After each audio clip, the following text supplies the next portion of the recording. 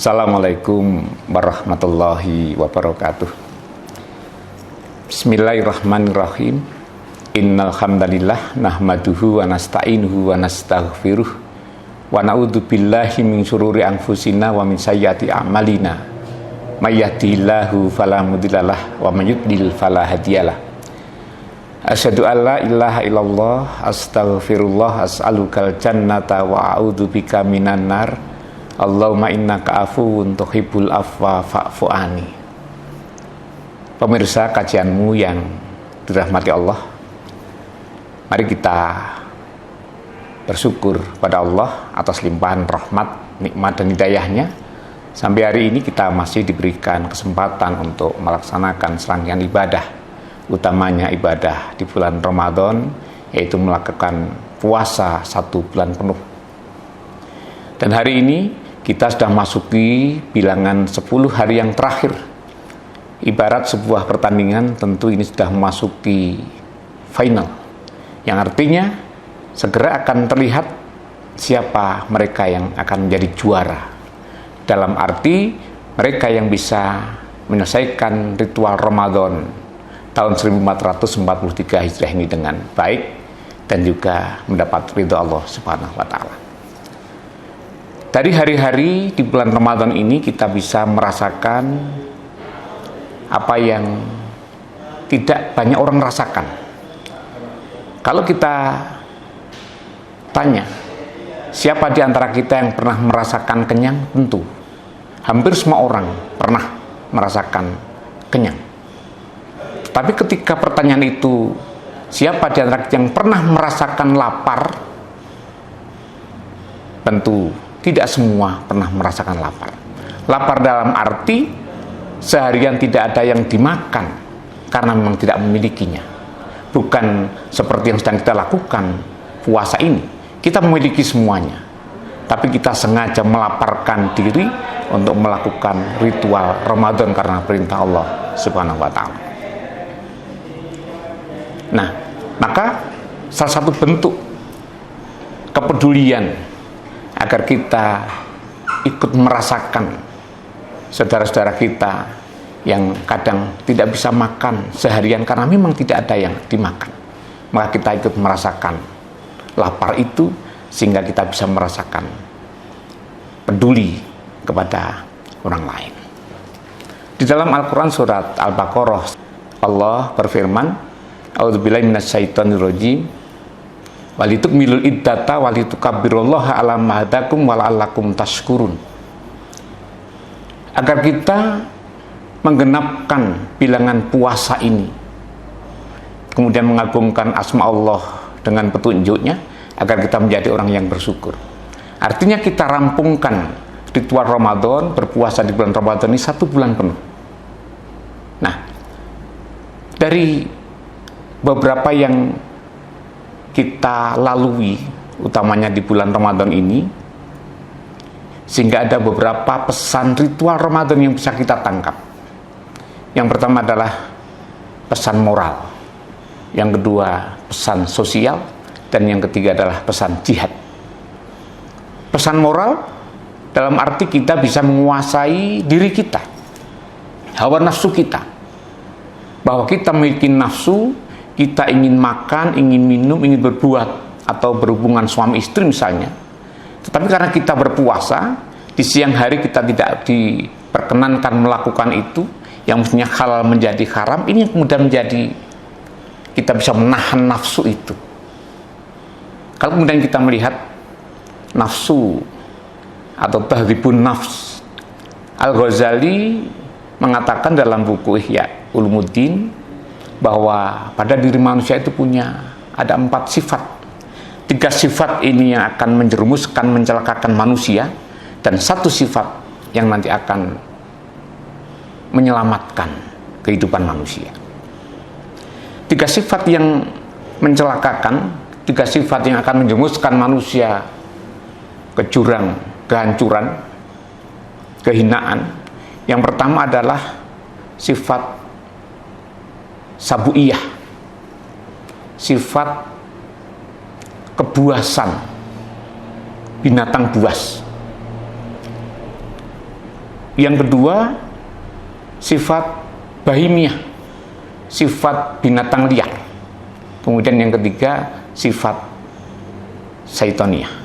Nah, sifat sabuiyah atau subuiyah atau binatang yang buas itu, mereka siapa yang kuat, dia yang menang.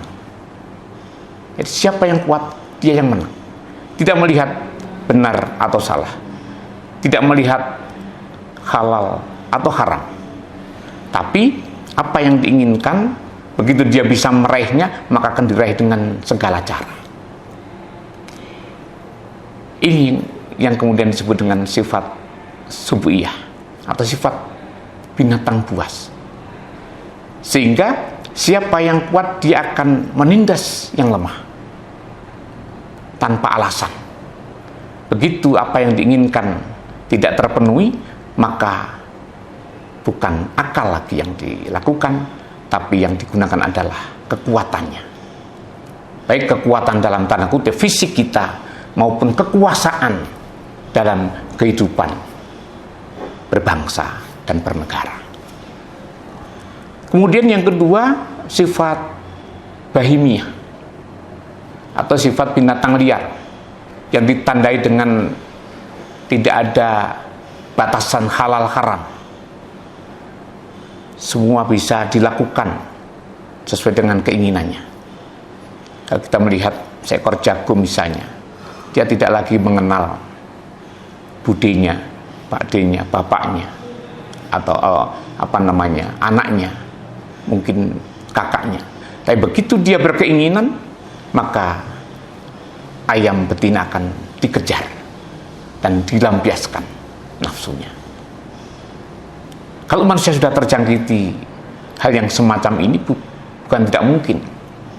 Apa yang menjadi keinginannya, baik harta benda maupun tahta, tidak lagi mengenal haram dan halal. Tapi begitu keinginannya, hasratnya muncul, maka apapun akan dilakukan. Tidak lagi melihat, oh ini baik, itu buruk, oh ini halal, itu haram. Tidak. Apapun yang diinginkan tentu akan dilakukan. Kemudian yang ketiga, sifat syaitonnya. Jelas adalah sifat setan, sifat iblis yang selalu menggoda manusia, bahkan ingin menjerumuskan manusia agar menjadi temannya kelak di akhirat, di dalam neraka jahanam. Maka jika tiga sifat tadi, sifat subuiyah, bahimiyah, dan kemudian syaitoniyah, ada pada diri manusia, ada pada diri bangsa, ada pada masyarakat, maka tatanan sosial tidak akan berarti apa-apa. Mereka sudah tidak lagi mengenal halal haram, tidak lagi mengenal saudara, tidak akan lagi mengenal seiman, tetapi apa yang diinginkan, maka tentu akan dia lakukan. Maka kalau ini terjadi di masyarakat kita, tentu tatanan sosial, tatanan peradaban sudah tidak ada lagi. Siapa yang kuat, dia menang-menang. Kalau dulu ada orang yang mengatakan, asu gede menang kerai. Ini. Tetapi dalam diri manusia masih ada satu sifat yang bisa menyelamatkan, yaitu sifat Rabbaniyah, yang ditandai dengan adanya keimanan, adanya tauhid, akidah pada Allah, adanya ketaatan, mereka mengenal aturan, ada kesabaran. Apalagi di bulan Ramadan ini, kita diperintahkan untuk menahan nafsu, baik nafsu biologis kita maupun nafsu-nafsu yang lain, yang bisa mengurangi, bukan hanya membatalkan, tapi yang mengurangi pahala puasa pun harus kita cegah, harus kita hindari, harus kita lawan nafsu itu. Maka sifat Rabbaniyah ini yang akan menyelamatkan kehidupan manusia. Mereka mengenal tata kehidupan. Pemimpin ya akan menjadi pemimpin yang adil. Ketika menjadi rakyat, ya rakyat yang tunduk pada pimpinannya, dan seterusnya. Sehingga ini yang harus kita kembangkan, kita tingkatkan, dan kita pelihara sifat Rabbaniyah ini, sehingga tiga sifat yang akan mencelakakan manusia itu bisa dihindari, bisa diminimalisir, sehingga kehidupan kita, baik kehidupan di dalam keluarga, kehidupan berbangsa, bernegara, akan lebih harmonis dan lebih baik. Itu pesan Ramadan yang pertama, itu pesan moral. Harus kita jaga, kita kita pelihara, sehingga jangan sampai 3 sifat yang buruk ini akan mengalahkan 1 sifat yang baik. Walaupun kalau dilihat dari demokrasi jelas 3 mesti menang melawan 1. Tapi ini bukan demokrasi, kehidupan ini. Kehidupan ini adalah kehidupan bagaimana kita akan meraih cita-cita, kita akan meraih kebahagiaan setelah kematian kita.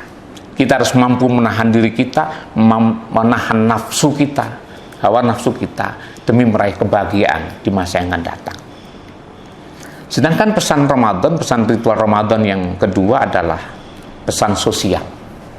Ini dibuktikan dengan di bulan Ramadan ini kita agar memberikan atau membantu mengeluarkan zakat, infak, sedekah sebanyak-banyaknya. Karena di bulan Ramadan ini Allah akan melipat gandakan pahalanya bagi mereka yang melakukan sunnah-sunnah Rasulnya, melakukan kewajibannya utamanya puasa di bulan Ramadan ini. Jadi pesan sosial yang terlihat bagaimana kita memberikan makanan kepada orang yang berbuka. Bahkan Kanjeng Nabi mengatakan orang yang memberikan makan bagi orang yang berbuka sama pahalanya dengan orang yang berpuasa itu sendiri.